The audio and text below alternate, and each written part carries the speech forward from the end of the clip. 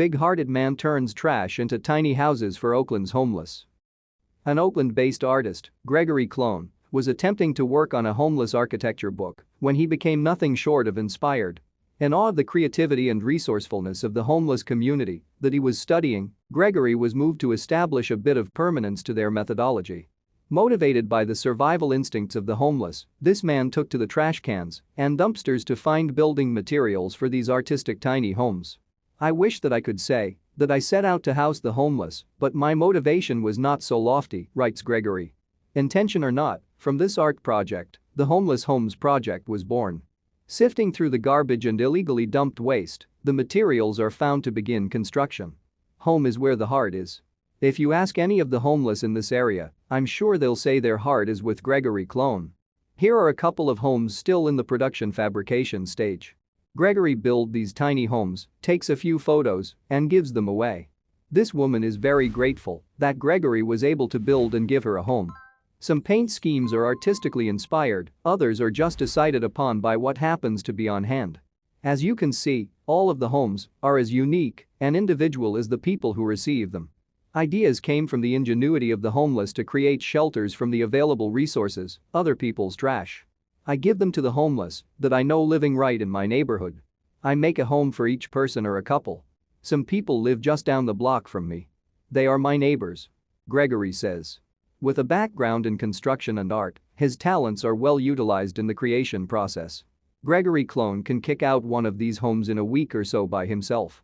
With more people like him, think of how much we could do to solve our homelessness problems. Gregory says, "I want to challenge myself as to what I can make a home out of and in the process, be able to make a difference in someone's life." And make a difference he does. You can see the coffee bags used to make the shingles on the home with the red door.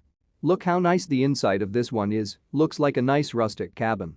Gregory Kloehn digs through garbage for supplies to build these amazing tiny homeless homes.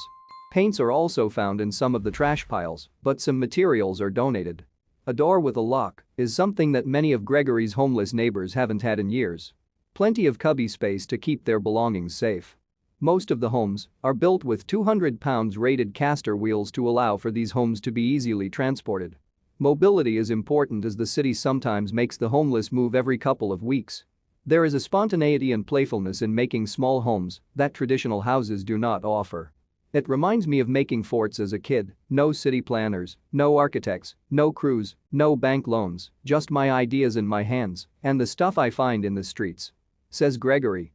Pallets, camper shells, dog kennel, refrigerator door, shower caddy, it appears that nothing is going to waste.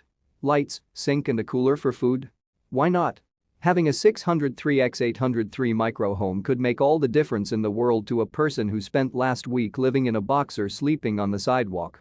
With this double-decker, it seems that the only limitation is imagination.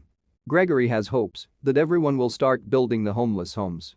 He is a minimalist of sorts, realizing that as far as a home goes, the smaller it is, the happier he seems. I don't know if the smaller tiny homes ideal is going to become a wildly accepted trend, but think about all the other options you would have to spend your money if it wasn't tied up in your 30-year mortgage. Thank you for watching this fantastic story. Please tap one of the 2 videos on your screen for another amazing wonder stories.